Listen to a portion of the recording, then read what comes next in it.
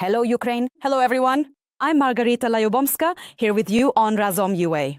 Today, we focus on the world, Ukraine, and the top news from the Kyiv region. The news feed is overflowing, but we're sticking to the facts. World news. The main driver of world news for the past 2 weeks remains the war of Israel and the US against Iran. This is critically important for us as the further course of the Russian-Ukrainian war will largely depend on what is happening now in the Persian Gulf and around it. Ukraine's interest in this situation is quite clear. We need the swiftest possible defeat of Iran, stabilization of world oil prices, and a complete end to Tehran's support for Moscow. These are three key factors that affect our stability.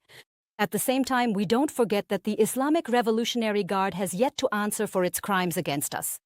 This refers to the downed Ukrainian plane, constant Shahed and missile attacks, as well as the direct involvement of Iranian instructors in the war against Ukraine. Today, the situation looks optimistic from the partners' side. American officials are already making loud statements that Iran has already lost in this confrontation. Nevertheless, Iran continues to shell everything it can around itself. So when will this war finally end? Let's hope that it's already near. According to analysts, since the start of the operation on February 28th, the situation has changed significantly. The number of operational missile launches in Iran has dropped from 400 to 100 units. The Pentagon reports that Iran is currently seeing its lowest daily number of launches since the war began. Since the war began, the number of missiles and drones launched by Iran has dropped by 2/3. It's quite possible that the moment of Tehran's surrender is already drawing near. But despite Trump's claims, Iran still has plenty to fire with. These 2 weeks of war have also exposed many of the White House's miscalculations. The United States was unable to prevent the start of this major conflict, and Kamala Harris was spot on when she warned that Trump would drag us into war. American analysts underestimated the Iranian arsenal. Despite 2 weeks of bombing, missile and drone launches continue. Clearly, Tehran has far more underground bases and mobile launchers than previously thought. Cheap Iranian drones are quickly exhausting expensive air defense systems. Missile stockpiles are simply melting away. The United States has failed to protect its allies in the region as everyone is now under fire. Iranian proxies, Houthis, and other groups continue to rattle everyone's nerves. Maritime routes in the region remain dangerous, regardless of what the Americans promise. As a result, oil prices are unstable and generally continue to rise. But what haunts everyone most is the unknown. How great are the remnants of Iran's nuclear appetites? And will the local wizards be able to deliver that very final blow?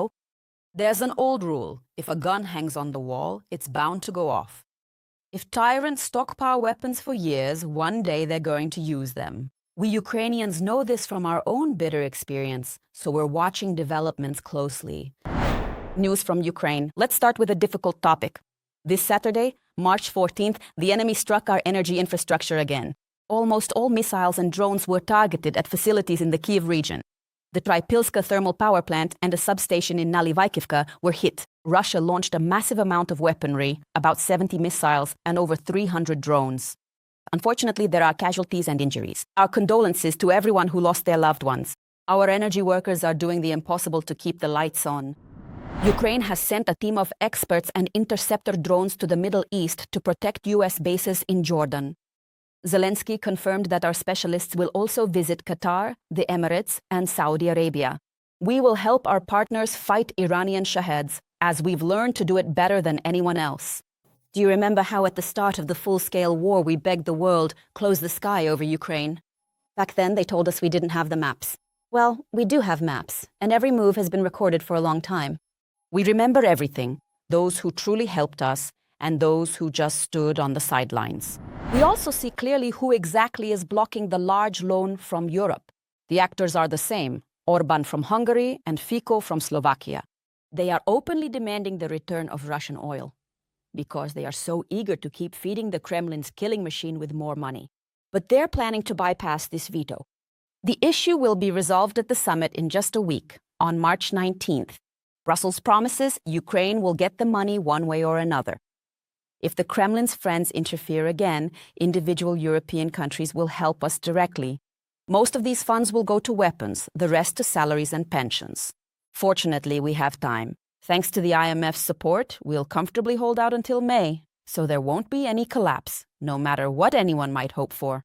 The first payments should arrive by the beginning of summer, but Brussels wants to finally settle the oil-related claims. The EU is already proposing that Kyiv inspect the condition of the Druzhba oil pipeline with the help of a special mission. This proposal has already been voiced by the European Commission. They are officially waiting for a response from Kyiv. Meanwhile, the French president added that both the funds for Ukraine and the oil issue must be resolved, but separately from one another. And we are thinking maybe it is time to rename this pipeline because it doesn't look much like friendship at all. The oil pipeline was built back in the 60s as an instrument of Moscow's influence, and it remains that way even to this day.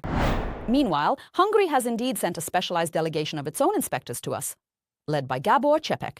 The situation is both incredibly tense and comical. The Hungarians really want to check the oil pipeline.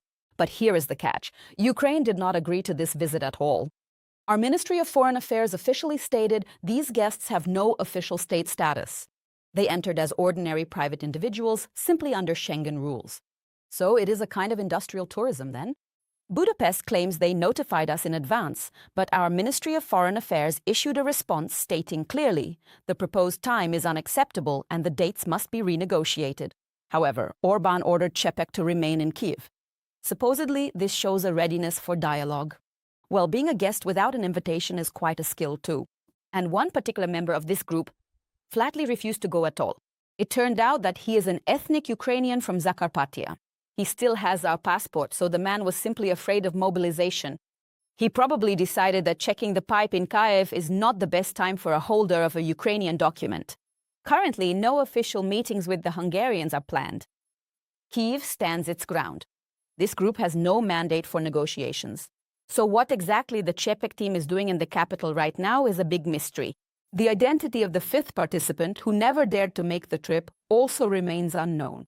A sort of draft dodger with a diplomatic flavor.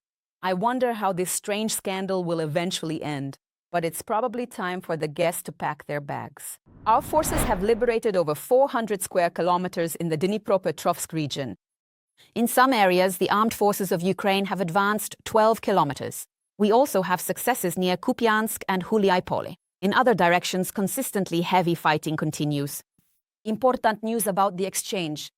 500 more Ukrainians have returned home, including civilian hostages. Meanwhile, Russia is only intensifying its terror. Over the past year, the number of missile and drone attacks on our cities has grown significantly.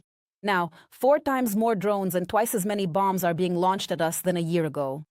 Under these conditions, Zelensky says plainly, there is a catastrophic shortage of missiles for the Patriot systems. The president even proposed an exchange, our interceptor drones for their scarce missiles. Throughout the full-scale war, we have received just over 600 of these missiles. For comparison, in just 10 days of March, allies in the Middle East fired 800 Patriot missiles at Iranian targets. That is more than we have received in 2 years. And a single missile like that costs $4 million? Add to this some high-level politics. On April 1st, Trump will meet with China's leader. Right after those events, Taiwan is scheduled to receive a record-breaking weapons package worth $14 billion. And it will also include many of the same missiles that we need so badly. As a movie character once said, do not get used to water, it will always be scarce. Do not, my friends, become addicted to water. Perhaps there will come a day in the future when Ukraine produces its own systems of this class, and we will finally be free of this critical dependence. That is something we truly hope for. We have victories in the war of deep strikes as well. In Kuban, our drones disabled the oil hub in Tikhoretsk. It's one of Europe's largest hubs, through which Russia pumped 12% of its oil exports.